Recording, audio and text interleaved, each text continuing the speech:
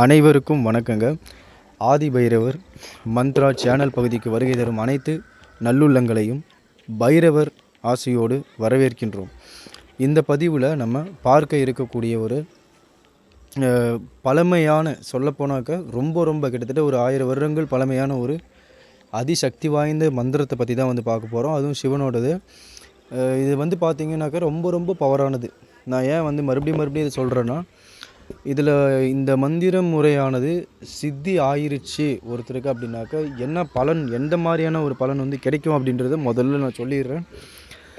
இந்த மந்திரமானது சித்தி ஆயிருச்சு அப்படின்னா அவங்களுக்கு கிடைக்கக்கூடிய பலன் இதுதான் அதுதான்ற மாதிரிலாம் கிடையாது.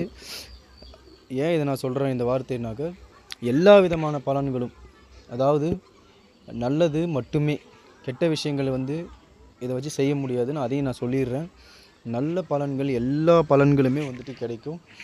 உதாரணத்துக்கு நான் சொல்ல போகணும் அப்படின்னாக்க, நம்ம அதிர்ஷ்டமாக இருக்கட்டும், இல்லை ஏவல் பில்லி சூன்யம் சம்மந்தப்பட்டமான விஷயங்களாக இருக்கட்டும், அதே மாதிரி எந்த விதமான ஒரு வசீகர தன்மையாக இருக்கட்டும், இது மாதிரியான எல்லா பலன்களுமே கிடைக்கும்.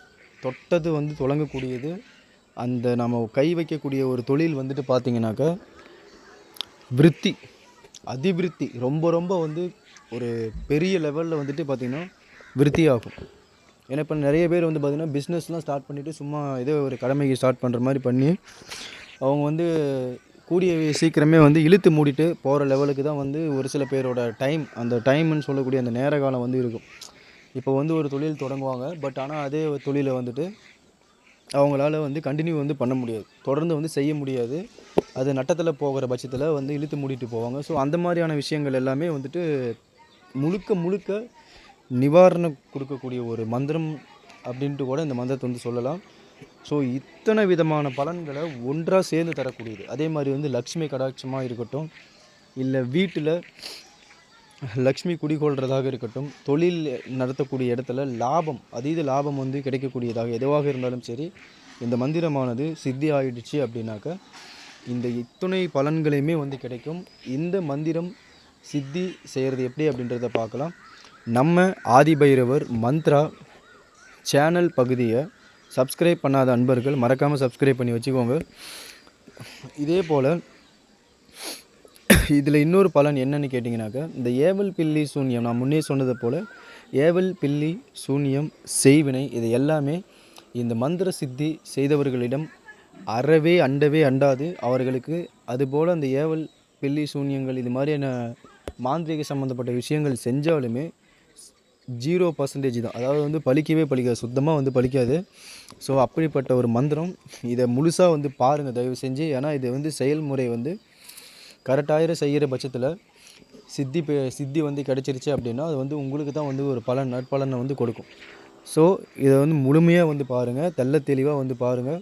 கரெக்டாக நான் என்னென்ன முறைகளில் சொல்கிறேனோ அந்த முறைகளை நீங்கள் செஞ்சீங்கனாலே இந்த மந்திரமானது சித்தி ஆகிடும். இது சித்தி ஆகிடுச்சு அப்படின்னாலே எதிரியானவனு கூட உங்கள் பக்கம் தலை வச்சு படுக்க மாட்டான், சொல்லப்போனாக்க. ஸோ அந்த மாதிரியான ஒரு மந்திரமே. ஸோ இத்தனை விதமான பலன்களை கொடுக்கக்கூடிய இந்த கிட்டத்தட்ட 1000 வருடங்கள் பழமையான இந்த ஒரு மந்திரத்தை நீங்கள் முறைப்படி செய்யணும். சித்தி அப்படின்னா பார்த்தீங்கன்னா கண்டிப்பாக கிடைக்கும். அதனால் இப்போ முழுமையாக இந்த பதிவை பாருங்கள். நான் சொல்கிறேன் இது எப்படி சித்தி பண்ணணும் அப்படின்றது. இது மகா ரகசியம், சொல்லப்போனாக்க உண்மையாட்டுமே மகா ரகசியமான ஒரு மந்திர முறை. நான் இப்போ அந்த வழிமுறைகளை சொல்கிறேன் பாருங்கள். இதற்கு நீங்கள் பூஜை எப்படி செய்யணும் அப்படின்றத ஃபஸ்ட்டு நான் சொல்லி போடுறேன், சரிங்களா? பூஜை எந்த மாதிரி செய்யணும் அப்படின்றத நான் முதல்ல சொல்லிடுறேன். இதில் பார்த்தீங்கன்னா இது ஒரு சிவ பூஜை மாதிரி தான். நீங்கள் இந்த பூஜைக்கு உங்களுக்கு தேவையானது என்ன அப்படின்றது இப்போ நான் சொல்கிறேன், பார்த்துக்கோங்க.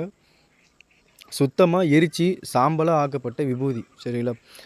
சுத்தமாக எரித்து சாம்பலாக ஆக்கப்பட்ட தூய்மையான விபூதி, சரிங்களா? விபூதி தூய்மையாக இருக்கணும் கண்டிப்பாக. இந்த கலப்படம் பண்ணுறது அது மாதிரியான இதெல்லாம் எதற்குமே பிரயோஜனமாகாது. சுத்தமான விபூதி கிடைக்கணும். அதே மாதிரி பார்த்தீங்க அப்படின்னாக்கா இந்த பச்சை கற்பூரம் மெயினாக, சரிங்களா? பச்சை கற்பூரம் மறக்காமல் நீங்கள் ரெடி பண்ணிக்கணும். பச்சை கற்பூரம், சுத்தமான விபூதி, அது கூட நீங்கள் பார்த்தீங்க அப்படின்னாக்க இந்த மந்திரம் பூஜை செய்யக்கூடிய வழிமுறைக்கு வெள்ளை நிறத்திலான வேஷ்டி தான் வந்து கண்டிப்பாக வந்து கட்டணும். நல்லா புரிஞ்சுக்கோங்க. நான் மறுபடியும் சொல்கிறேன், வெண்மை நிறத்திலான வேஷ்டி தான் வந்து நீங்கள் வந்து கட்டுற மாதிரி இருக்கும். ஏன்னாக்க இது சிவனுக்கு வந்து பார்த்திங்கன்னா மேக்ஸிமம் வந்து வெள்ளை தான், சரிங்களா? ஒயிட்டு தான். நம்ம எந்த இது இருந்தாலுமே கூட ஒயிட்டு தான் வந்து வைக்கிற மாதிரி இருக்கும். அதனால் வந்து ஒயிட் கலர் வேஷ்டி தான் வந்து கட்டிக்கிட்டு பூஜை செய்கிற மாதிரி இருக்கும்.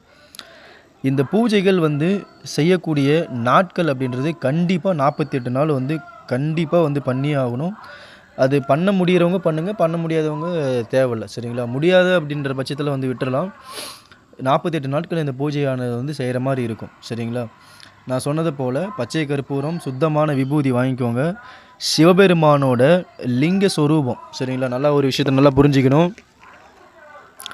சிவபெருமானோட லிங்க ஸ்வரூபம் அது வந்து ஸ்படிகலிங்கமாக இருந்தாலும் சரி, இல்லை சின்னதாக எதனா ஒரு லிங்கம் இருந்தாலுமே கூட சரி. அதே மாதிரி இன்னொரு விஷயம் நல்லா புரிஞ்சுக்கணும். நீங்கள் இந்த சிவலிங்கமானது மிஞ்சி மிஞ்சி போனாக்கா ஒரு 5 இன்ச்சுக்குள்ளே இருக்கணும், சரிங்களா? அதுக்கு மேலே வந்து கண்டிப்பாக இருக்கக்கூடாது. அது மாதிரி ஒரு சிவலிங்கம் சின்னதாக ரெடி பண்ணிக்கோங்க, சரிங்களா? ரெடி பண்ணிவிட்டு இந்த பூஜை செய்யக்கூடிய நாள் அப்படின்றது பார்த்தீங்க அப்படின்னாக்க பிரதோஷத்தில் நீங்கள் வந்து ஸ்டார்ட் பண்ணலாம் அந்த பூஜையை, சரிங்களா? அந்த மாதத்தில் வந்து 2 பிரதோஷம் வரும். அதாவது வளர்பிறையில் ஒன்று, தேய்பிறையில் ஒன்று. நீங்கள் வந்து வளர்பிறையில் வரக்கூடிய பிரதோஷம் நல்லா தெரிஞ்சுக்கணும். வளர்பிறையில் வரக்கூடிய பிரதோஷம் அன்றைக்கி வந்து இதை ஸ்டார்ட் பண்ணி தொடர்ந்து 48 நாட்கள் இந்த பூஜையை இடைவிடாது செய்கிற மாதிரி இருக்கும். சிவலிங்கம் இருக்கக்கூடிய திசை அப்படின்னு பார்த்தீங்கன்னா கிழக்கு முகம், சரிங்களா? அதாவது சிவலிங்கம் இருக்கக்கூடிய திசையானது கிழக்கு முகம் பார்த்த மாதிரியும், நீங்கள் வந்து அமரக்கூடிய திக்கானது வடக்கு திக்கு பார்த்த மாதிரியும் இருக்கணும். ஏன் அப்படி சொல்கிறேன்னாக்கா, வடக்கு திக்கு அப்படிங்கிறது கைலாயம் இருக்கக்கூடிய திசை, சரிங்களா? வடக்கு திக்கு என்பது நம்ம இருக்கக்கூடிய இடத்துல இருந்து கைலாயம் இருக்கக்கூடிய திசை தான் வந்து பார்த்திங்கன்னா வடக்கு திசை. ஸோ அதனால் வந்து வடக்கு முகம் பார்த்த மாதிரி தான் உட்காரணுமே தவிர சாமிக்கு நேர் எதிர என்றைக்குமே வந்து உட்காரக்கூடாது. இது போல் வந்து வழிமுறைகளை வந்து நீங்கள் ஃபாலோ பண்ணிவிட்டு உங்களால் என்ன படையல் வந்து சிவபெருமானுக்கு வைக்க முடியுமோ வைக்கணும், சரிங்களா? அதுக்கு முன்னாடி அந்த சுத்தமான விபூதி சொன்னேன் இல்லைங்களா, அந்த விபூதியை வந்து பார்த்திங்கன்னா நல்ல ஒரு மண்கலயம், அதாவது அந்த மண்கலயம் சொல்லுவாங்க இல்லையா, மண்பாண்ட கடைகளில் வந்து கிடைக்கும், சரிங்களா? அது என்ன சொல்லணும்னா மண் மடக்குன்னு சொல்லுவாங்க, அகலமாக இருக்கும். அந்த மண் மடக்கில் ஃபுல்லாக அந்த விபூதியை பரத்தி அது மேலே தான் அந்த சிவலிங்கத்தை நீங்கள் வைக்கணும். அதுக்கு வந்து நீங்கள் அபிஷேகமோ இல்லை வந்து வேறு எந்த இதுவுமே பண்ண தேவையில்லை, சரிங்களா? கற்பூர ஆரத்தி காமிச்சு சிவலிங்கத்துக்கு மேலே வில்வ இலை, மெயினாக பூஜையில் வந்து வில்வ இலை வச்சு இந்த 48 நாட்களுமே இதே மாதிரி தான் நீங்கள் வந்து பண்ணுற மாதிரி இருக்கும், பூஜை பண்ணுற மாதிரி இருக்கும். அந்த பச்சை கற்பூரம் வந்து பார்த்திங்கன்னா அந்த விபூதிக்குள்ளேயே வந்துட்டு நீங்கள் சிவலிங்கம் வைக்கக்கூடிய இடத்துல வந்து உள்ளே வந்து லைட்டாக வந்து விரலில் வந்து பறித்து விட்டு அது வில்ல வச்சு அதுக்கு மேலே வந்து விபூதி போட்டு நல்லா சமமாக பண்ணிக்கோங்க. பண்ணிவிட்டு அந்த பச்சை கற்பூரம் நடுவில் வச்சிங்க பார்த்தீங்களா, அதுக்கு நடுவில் வந்து அந்த சிவலிங்கத்தை கண்டிப்பாக வச்சுக்கணும். ஸ்படிகலிங்கம் எனக்கு இது தெரிஞ்ச வரைக்கும் இப்போ ஸ்படிகலிங்கம் வந்து கண்டிப்பாக நீங்கள் வைக்கலாம்.